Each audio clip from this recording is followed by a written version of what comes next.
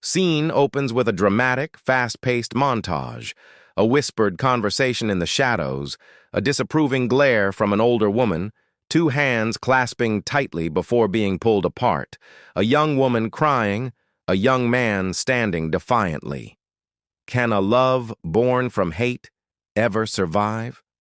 In the heart of our village, where two families are locked in a feud as old as the ancient baobab tree, a forbidden love story unfolds. This is the story of Ada and Emeka, two souls whose hearts beat for each other while their families sharpen their daggers. They say love conquers all, but can it heal wounds that run generations deep? Can it mend a divide that has torn their world in two?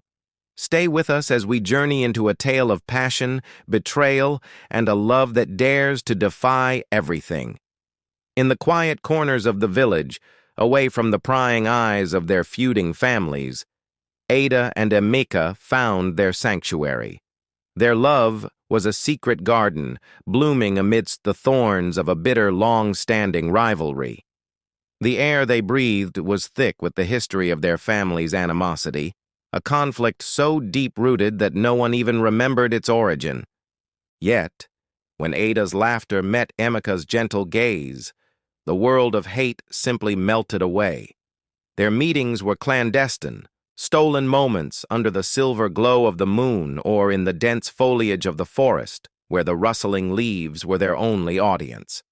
Ada, with her radiant smile and spirit as bright as the morning sun, was the pride of her family.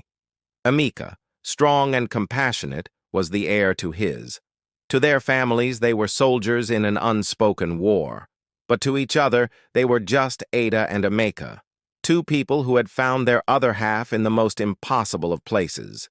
Their secret love grew stronger with each passing day, a testament to the power of their connection.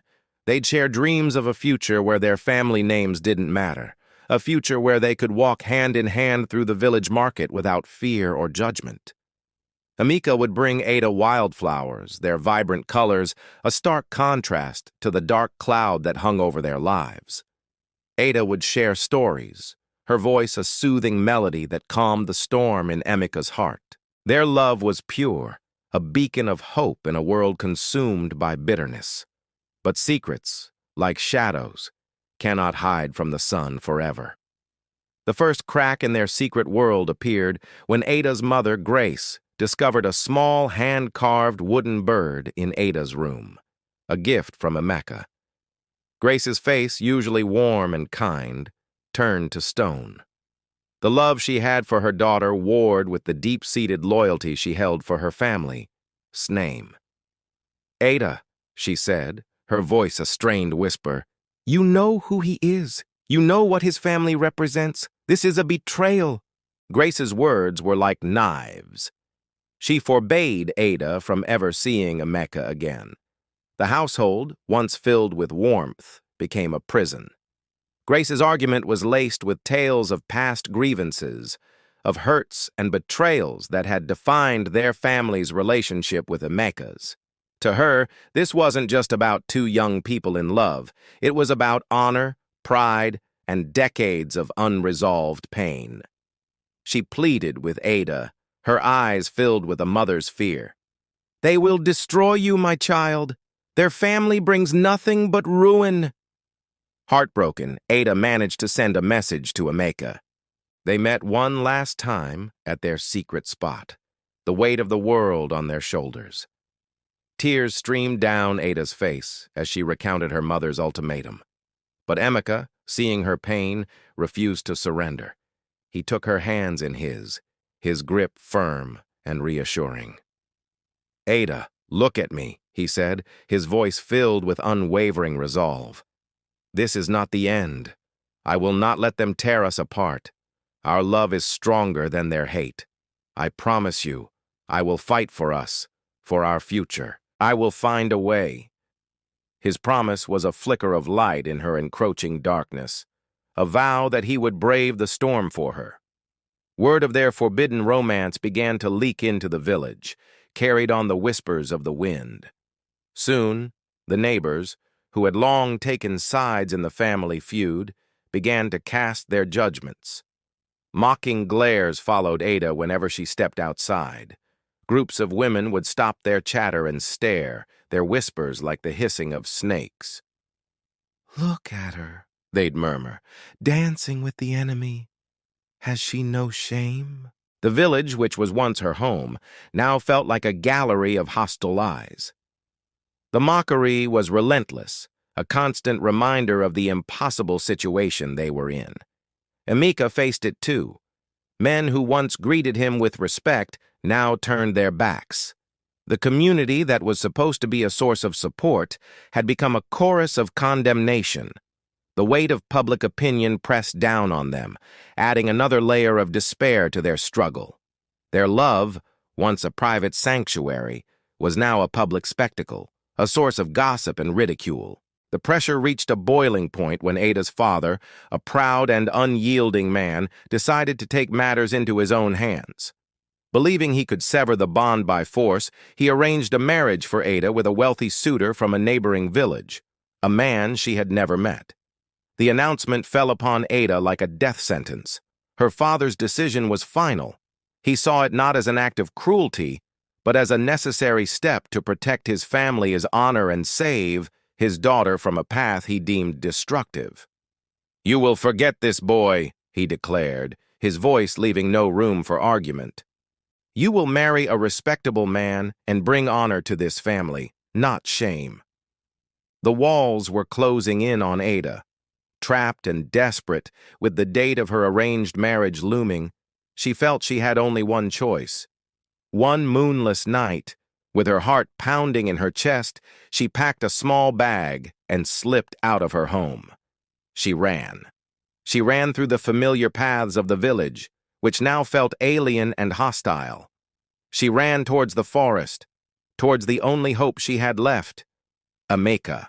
Every shadow seemed to reach for her, every sound amplified her fear, but the thought of a life without Emeka was a far greater terror. She had to reach him. When Grace discovered Ada's empty room the next morning, a primal scream of fear and anguish escaped her lips. The mother's love, which had previously manifested as anger and prohibition, now transformed into sheer panic. She ran from her house, her calls for Ada echoing through the village. Forgetting pride, forgetting the feud, she ran towards the forest, towards the edge of the rival family's lands. When she finally found Ada with Emeka, her composure broke. "Ada, my child, please," she begged, tears streaming down her face. "Come home. Whatever our problems, we can face them together. Don't do this. Don't throw your life away." Her plea was raw, a desperate cry from a mother terrified of losing her daughter to a world she couldn't control. Seeing Grace's genuine despair, and knowing that running away would only create more chaos, Emeka made a bold decision. He would not hide in the shadows any longer. Leaving Ada with her mother, he walked with a determined stride straight to Ada's family home to confront her father. He stood before the imposing man, not as a frightened boy, but as a man ready to fight for his love. "Sir," Emeka began, his voice steady and respectful, yet firm. "I know what you think of me and my family, and I know I have no right to ask you for anything, but I love your daughter. I love Ada more than I can say, and I will spend my entire life proving that I am worthy of her." He didn't make excuses or shy away from the history between their families. Instead, he faced it head-on. "The hatred between our families has cost us enough. Let it not cost us our children's happiness. Give me a chance. Let me show you that our love can be a bridge, not another battlefield."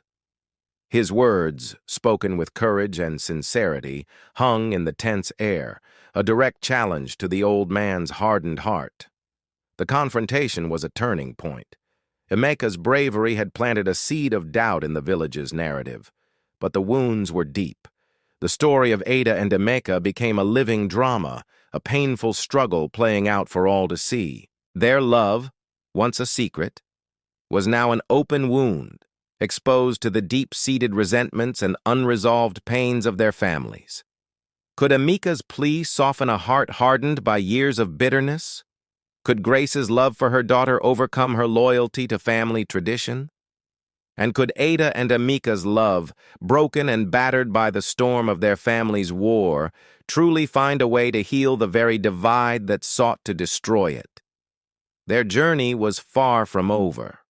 Their love was a fragile bloom, fighting for sunlight in a field of broken promises and ancient sorrows. Thank you so much for joining us on this journey. If you were moved by Ada and Amika's story, please hit that like button and subscribe to our channel for more tales of love, struggle, and the human heart. Don't forget to ring the notification bell so you won't miss what happens next. We'd love to hear your thoughts in the comments below. Until next time, take care.